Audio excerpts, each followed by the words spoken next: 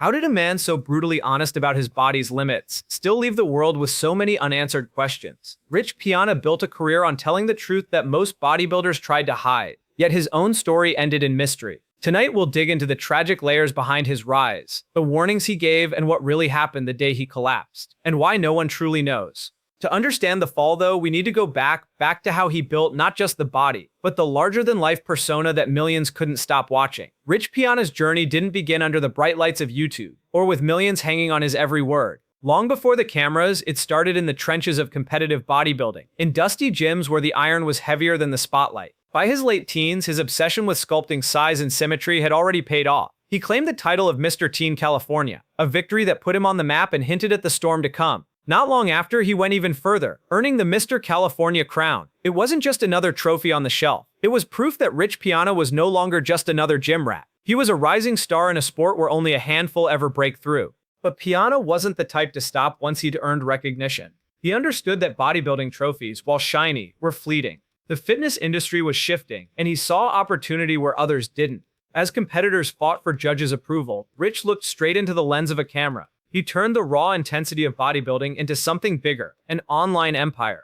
His YouTube channel became more than just a showcase of muscle. It was a confessional booth, a classroom, and sometimes a war zone where he aired the truths most lifters whispered about but never admitted. He talked openly about steroids, extreme dieting, and the real price of mass, earning him millions of followers fascinated by his no-nonsense honesty. And then came 5% Nutrition, the brand that carried his philosophy. The slogan was simple but powerful. Only 5% of people are willing to do whatever it takes to achieve greatness. It was more than a supplement company. It was a mentality, a rallying cry for those who saw themselves as outsiders, rebels, or dreamers. Through it, Piana turned his name into a movement. But here's what made him stand out: the contradiction he embodied. On one side, he was a savvy entrepreneur, a social media giant who knew exactly how to market not just products but a lifestyle. He could sit in front of a camera, tattoos covering his massive frame, and make viewers feel like he was letting them in on the world's biggest secret. On the other side, he was still deeply entrenched in the extreme culture he profited from. He wasn't just selling the idea of pushing limits, he was living it, chasing size, pushing cycles, testing the boundaries of what the human body could handle.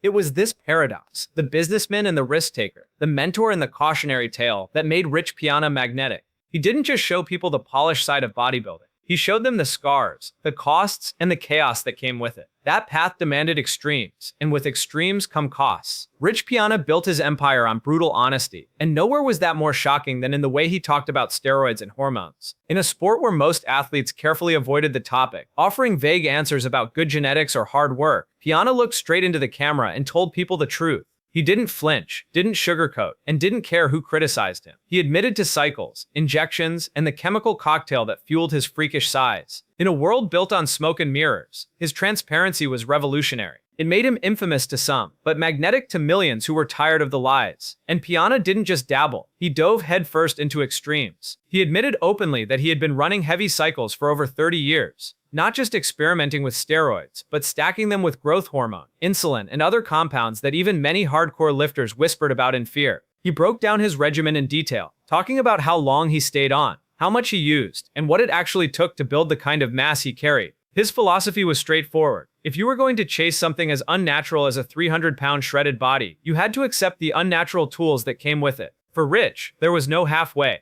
But he never pretended it was free. Piana was quick to point out the bill his body had been paying for decades. He spoke of hair thinning, of gyno, the tissue growth that left scars of surgery across his chest, and of liver stress that could never fully heal. These weren't distant risks from a medical pamphlet. They were the consequences stamped onto his body in plain sight.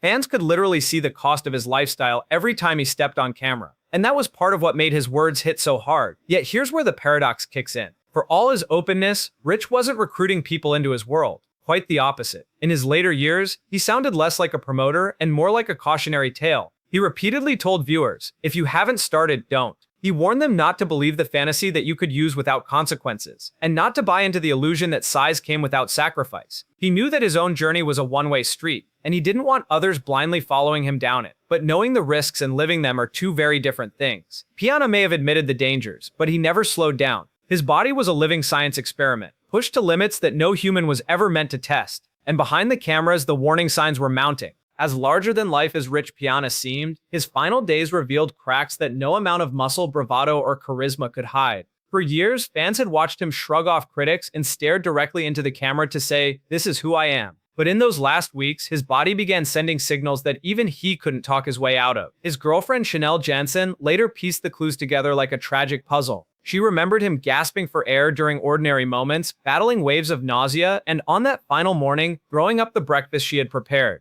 At the time, neither of them realized the gravity of what was happening. Maybe it was just food poisoning. Maybe it was fatigue. After all, Rich was the type of man who trained through pain, ignored discomfort, and treated illness as just another obstacle to bulldoze through. But hindsight made the truth impossible to ignore. Those symptoms weren't inconveniences. They were red flags waving loud and clear. And yet, Piana was still Piana. Despite feeling off, he pushed forward with his usual routine. The gym was his church, his battlefield, his identity. Hours before the incident, he laced up and went in for a workout. But this wasn't the same Rich fans were used to seeing. Chanel later revealed how he fought for breath during sets, laboring through movements that normally would have been automatic. It was as if his body was screaming at him to stop, but his mindset refused to listen. The breaking point came not under a barbell, but in the most ordinary setting imaginable. While sitting for a haircut in his home, Rich Piana collapsed without warning. His massive frame crumpled to the ground, his head striking hard on the way down. The sound of that impact marked the start of a nightmare. Chanel rushed to his side, frantically performing CPR while calling 911. This was the same man who had built an empire on invincibility, the same man whose catchphrase was "whatever it takes," now fighting for his life on the floor of his own home, helpless and silent. When paramedics arrived, they worked desperately to revive him before rushing him to the hospital. But the chaos didn't end there. In the search that followed, authorities found items that would ignite endless debate: a mysterious white powder, a straw, and a credit card. Instantly, rumors exploded. Was this evidence of recreational use? A dangerous stimulant experiment?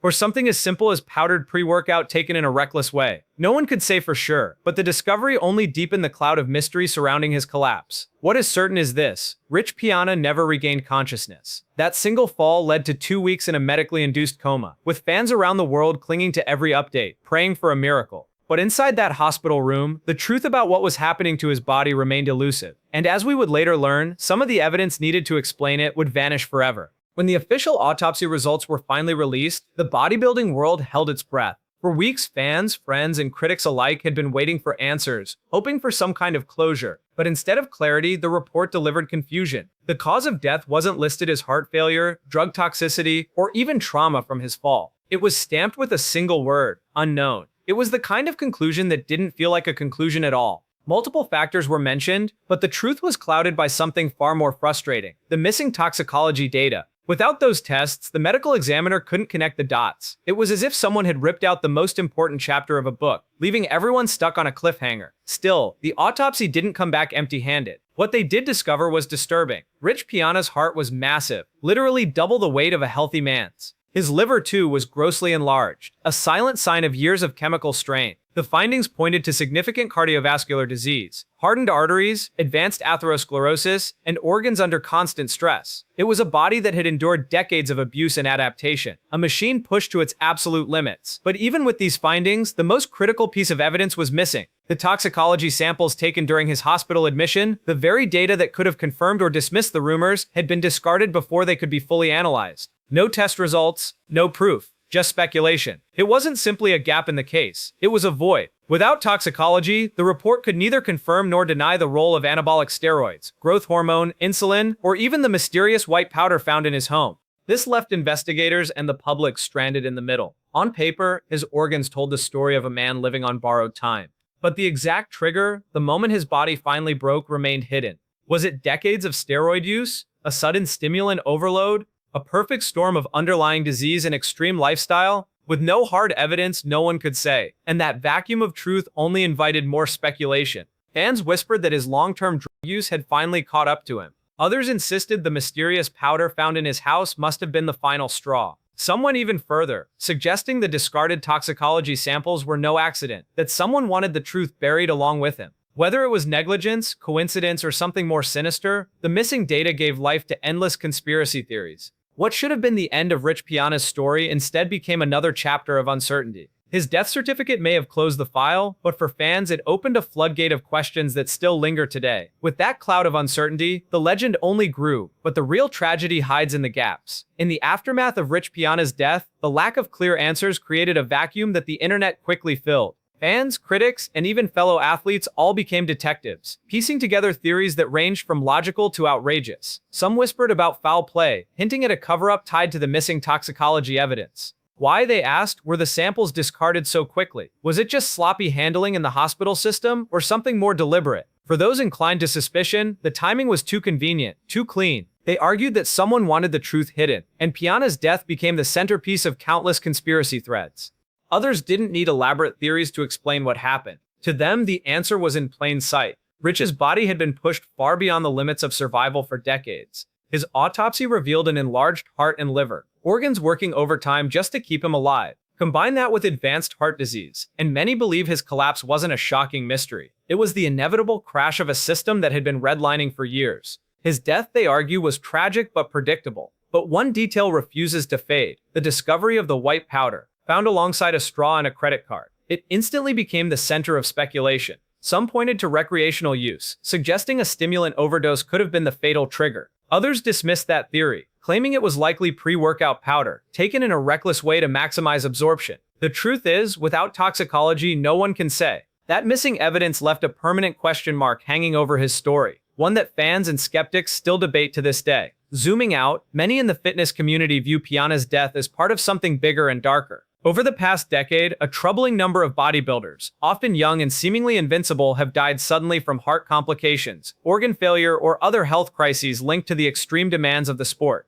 To them, Piana's story isn't an isolated tragedy. It's a warning sign flashing inside a culture that prizes size over survival. He became one of the most visible symbols of a pattern that bodybuilding fans can no longer ignore. And yet, with all the theories, none of them can be proven. Each explanation has holes. Each leaves more questions than answers. Was it years of steroids and growth hormone? Was it an unknown stimulant? Was it simply his body's final surrender after decades of punishment? The truth of what ended Rich Piana's life remains elusive, locked away with the missing evidence. And that's what keeps the conversation alive. In death, Piana became more than a man. He became a myth, a puzzle no one can fully solve. So with all that, what is the takeaway behind the myth? Rich Piana's life left behind more than headlines, controversies, and unanswered questions. It left a philosophy that still echoes across gyms and fitness circles worldwide. His 5% mentality wasn't just a slogan, it was a battle cry. Only 5% of people, he said, were truly willing to do whatever it takes to achieve greatness. To some, it was motivation. To others, it was madness. But either way, it stuck. That mindset, combined with his unmatched transparency, turned him into a legend in the fitness community. He became the voice for outsiders, the rebel who spoke openly about the things everyone else kept hidden. For millions, he was proof that you didn't have to follow the rules to make an impact. Yet, as the years passed, the shine of that philosophy has dulled for some. Fans now look back with a more critical eye and wonder, did his raw honesty inspire people, or did it quietly push them toward destruction? The very openness that made him relatable, the willingness to say, yes, I use steroids, yes, there are consequences, may have also blurred the line between warning and encouragement.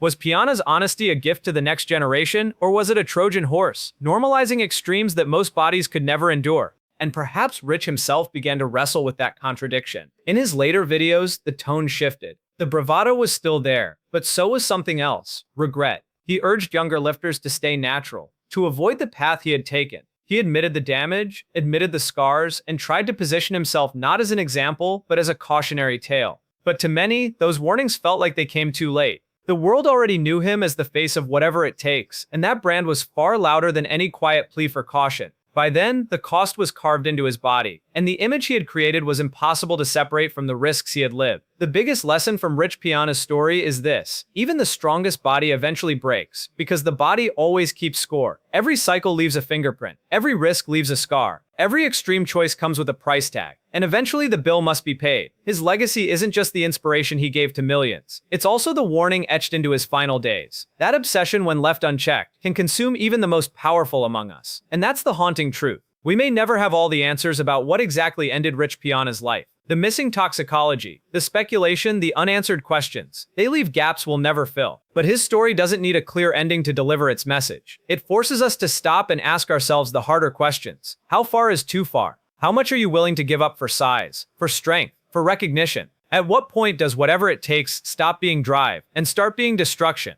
If there's one message to take from Rich Piana's rise and fall, it's this: listen to your body. If something feels off, don't ignore it. Don't bury it under more weight, another injection, or another cycle. You don't owe your body to any goal. The real strength isn't found in chasing extremes, it's in knowing when to stop before the pursuit consumes you. In the end, Rich Piana's story is one of extremes. A man who pushed his body beyond the limits of biology, who opened doors others kept locked, and who lived with a raw honesty that both inspired and unsettled. He admitted the risks, he showed the scars, and he never pretended his choices came without a cost. And yet, when it mattered most, the truth slipped away, buried beneath missing evidence and unanswered questions. The man who was so outspoken in life left behind a silence in death. A silence that fans, doctors, and the bodybuilding world have never been able to fill. His legacy isn't just in the mountains of muscle he built, the brand he created, or the millions he motivated with his 5% mentality. It isn't just in the viral videos or the catchphrases that still echo across gyms. Rich Piana's real legacy is the warning written in his downfall, the reminder that every extreme carries a price, and that even the strongest bodies eventually pay their debts. And that's what makes his story so haunting. For all the power he projected, for all the size and bravado, the unanswered questions keep him larger than life even in death. Was it decades of pushing too far? Was it one final mistake? Or was it something we'll never know because the evidence is gone? The silence around his death only amplifies the message he tried to leave behind. The body keeps score, and no one escapes the cost forever. Rich Piana's legacy isn't just in muscle or influence, it's a warning. And that warning lives on in silence. So now the question comes to you. What part of his story surprised you the most? Was it the extremes he embraced, the openness of his confessions, or the mystery that still surrounds his final days? Drop your thoughts below because his story isn't finished until we talk about what it really means.